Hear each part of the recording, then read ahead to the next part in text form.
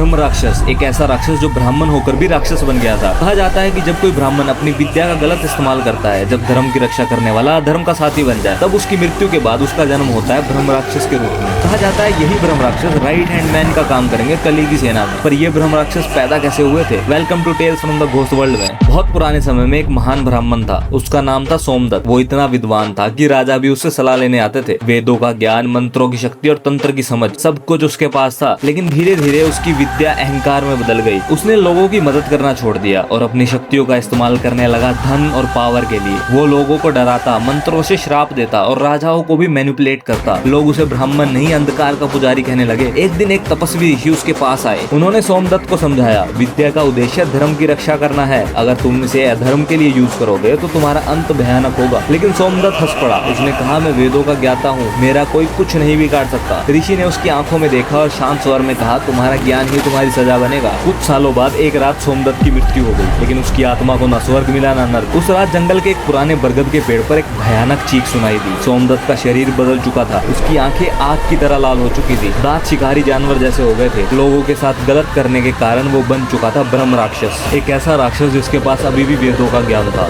लेकिन मन में सिर्फ पागलपन और क्रोध। कुछ कहानियों में ये भी कहा गया है कि ये ब्रह्म राक्षस कली की सेना को गाइड करेंगे अपनी नॉलेज से, वेदों के ज्ञान को गलत तरीके से इस्तेमाल करेंगे ताकि कली को फायदा हो। पर एक और जीव होगा कली की सेना में जो कली की सेना के सेनापति होंगे, एक ऐसा बेताल जिसको बेताल राज कहा जाता था। Like, share and subscribe for the next part.